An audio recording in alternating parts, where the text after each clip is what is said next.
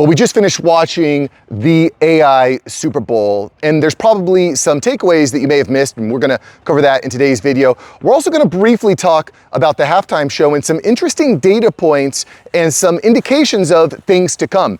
But first, let's talk about AI at the Super Bowl. AI advertising was the theme. Companies were spending up to $10 million for one 30-second ad spot. And according to iSpot, 23% of all Super Bowl commercials featured AI. AI was the big splash. And the main theme around these videos was AI is your friend. AI will make your life better. Don't be afraid of AI. AI is not going to take your job.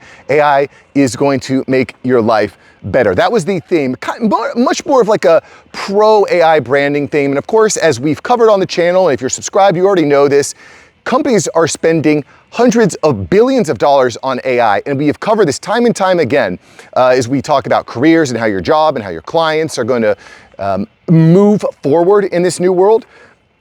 When companies are spending this much money on AI, they need to make it work. So it makes perfect sense in the world that big companies are spending millions and millions of dollars to make AI ads. So let's talk about a few of the ads that I think are worth referencing. The first of which is a video of Matthew Broderick from Ferris Bueller's Day Off pushing GenSpark AI is a way to skip work on Monday. He's like, hey, use GenSpark AI, it'll do all your work for you, so you'll even have to work on Monday.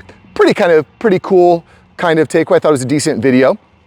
Meta showed up and showcased its AI glasses. It had Spike Lee in the video. It was very fun. It was action-packed. It was showing the use cases of AI glasses and the wearables. And by the way, I covered this in a video a week or two ago. I'll post a link to it here.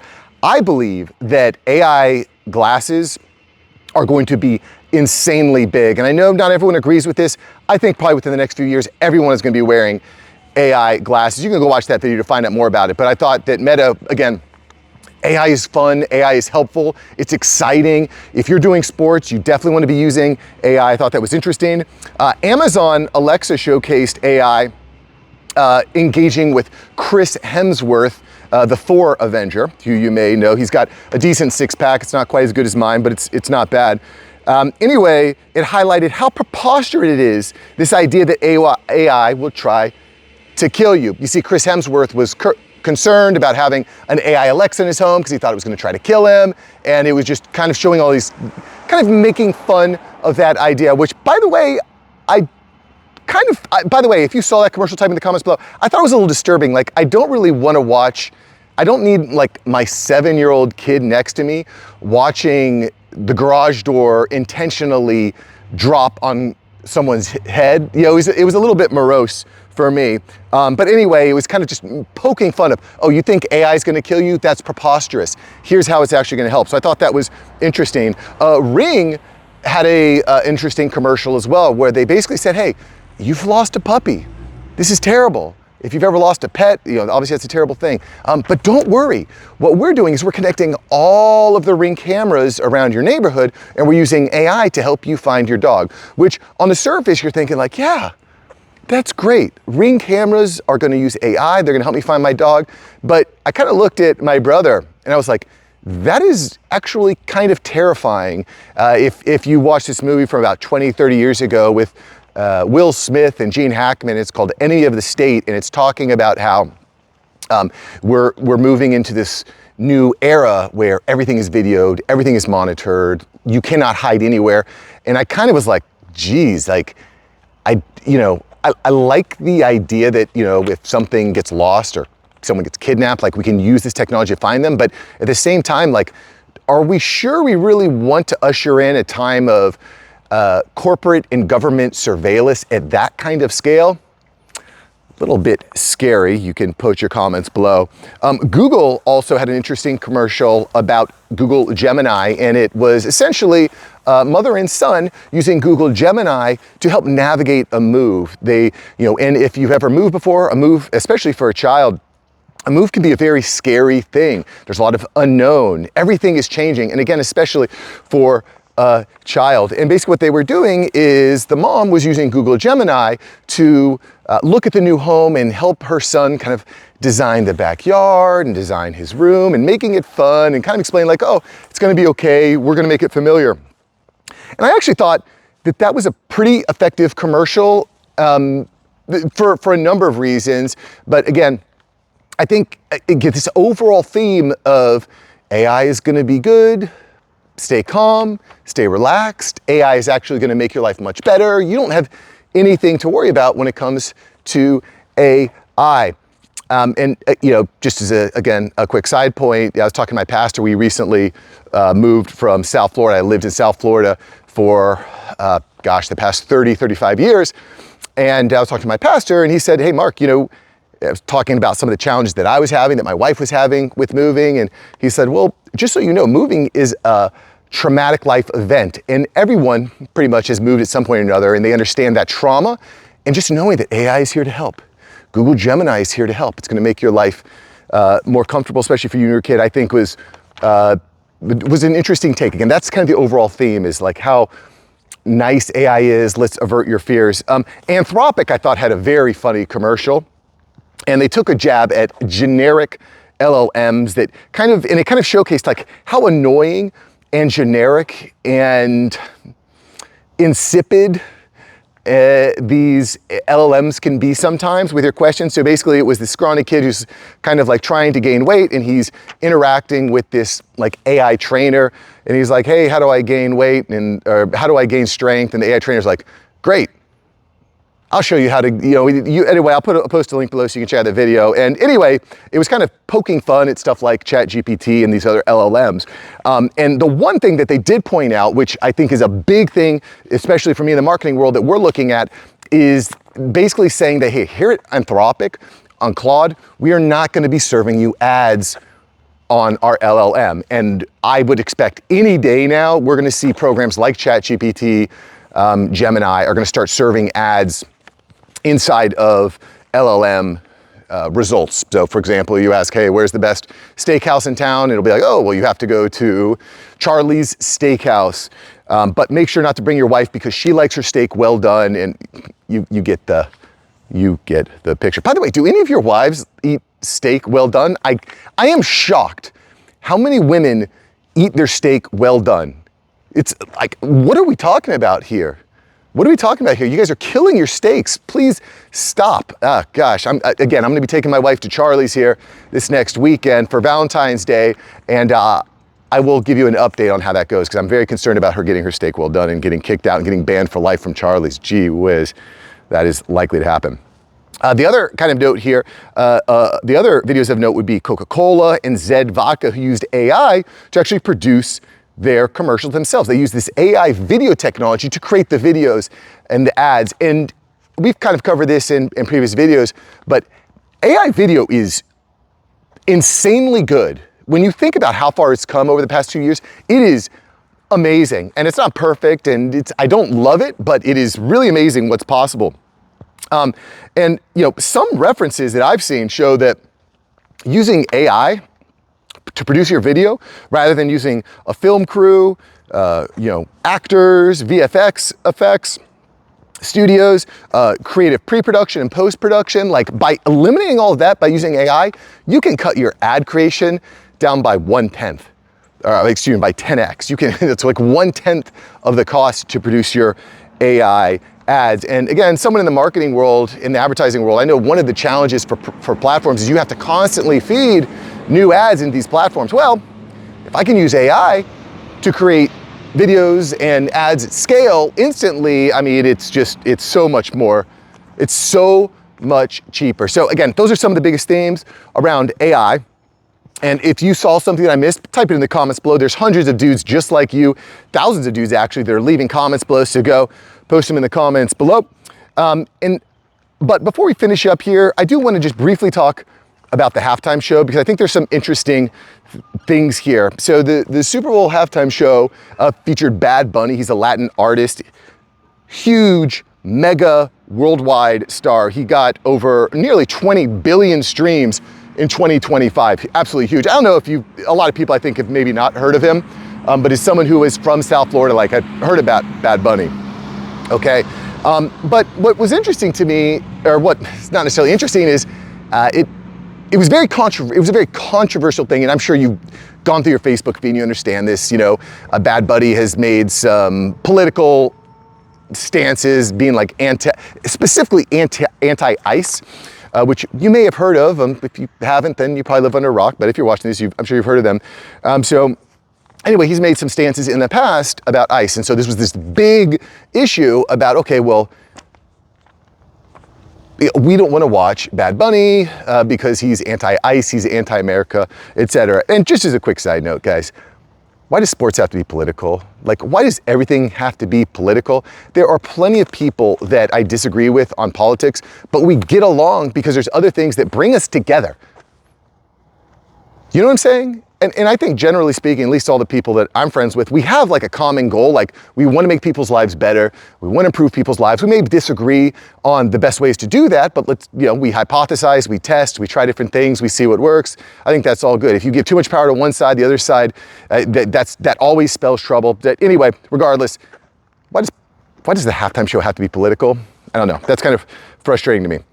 Anyway, that was the big controversy, and it resulted in a couple noteworthy trends here that I think are worth referencing. The first of which is that before the show, there was an AI image that started circulating, going viral, and it was an image of Bad Bunny wearing a dress and burning the American flag, which, you know, as an American, you don't want to see that. I don't want to see a dude in a dress burning the American flag. I don't want to see that. I don't like it. You know, this is, I have, my family served in the military. I know people have been injured, PTSD. I know people have lost their life in the military. Don't insult the American flag, right? I don't like it. So anyway, and the person that generated this image knew that, obviously.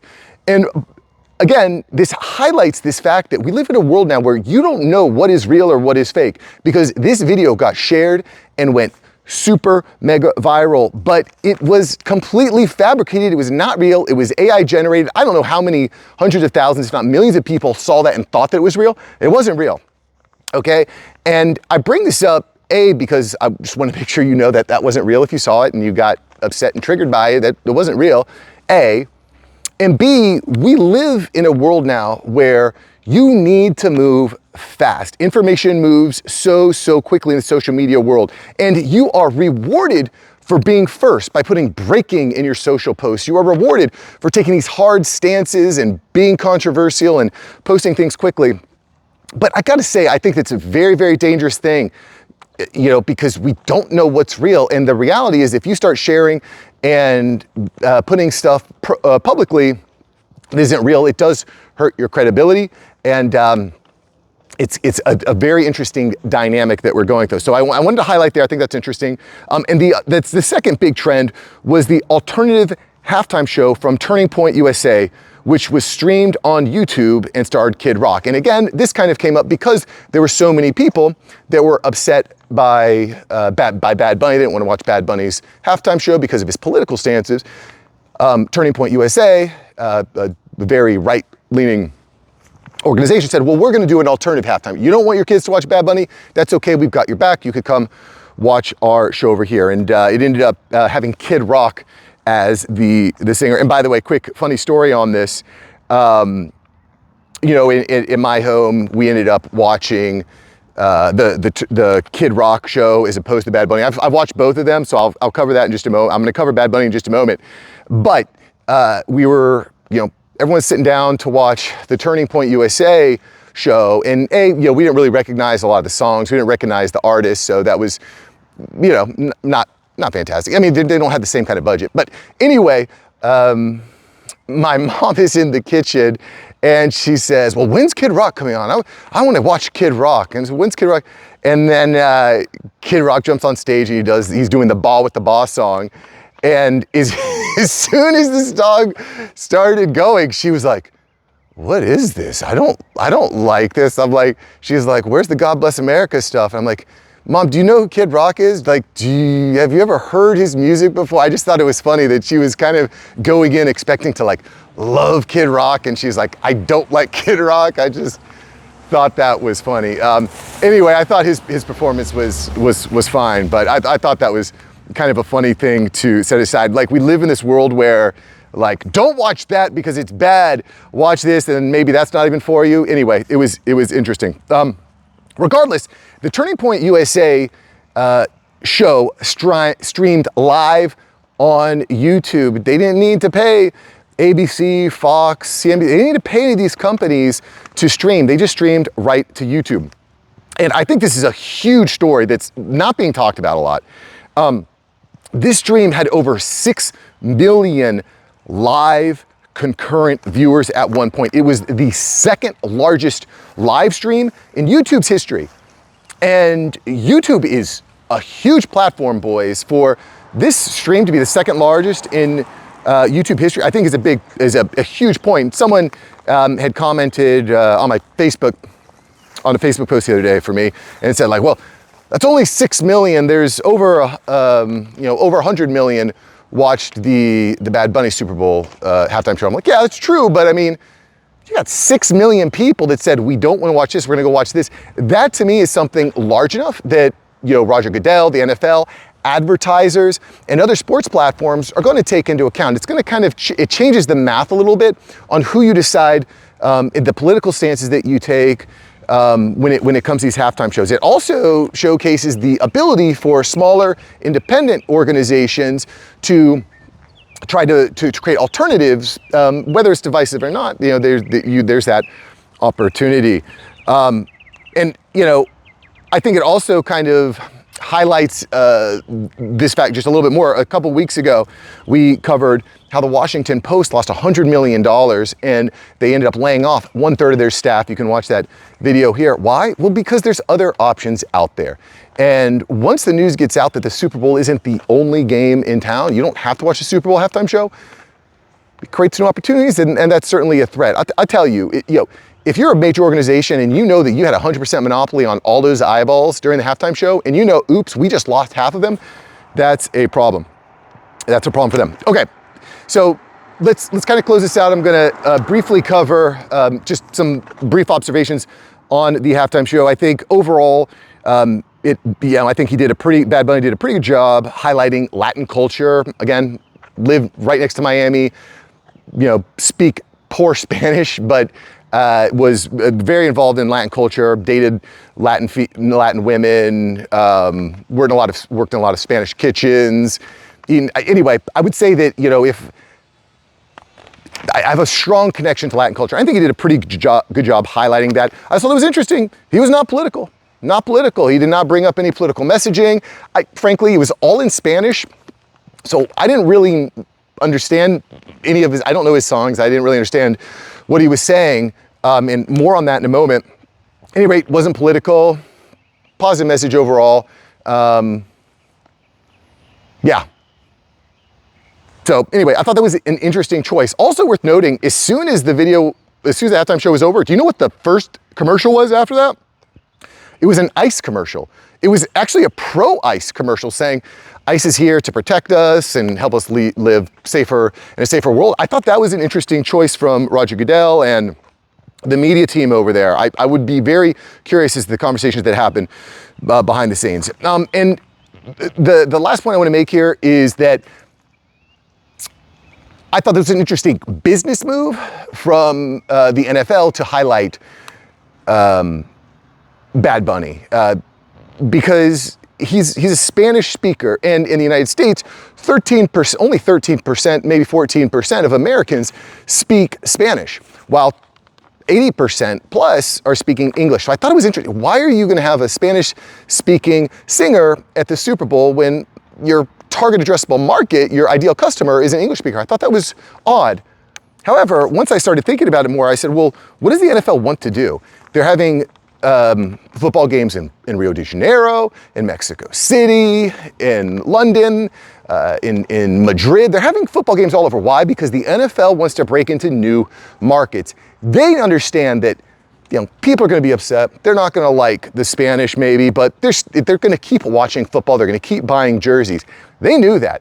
But what they also knew is that, well, by having the Spanish, we're bringing in a more global international audience. They are salivating at the idea of taking some amount of soccer fans and converting them and bringing them into NFL. So anyway, those are my thoughts there. I hope I didn't piss anyone off, but you know, I think it's worth at least addressing and kind of talking about this in a little bit more nuance. So anyway, appreciate it.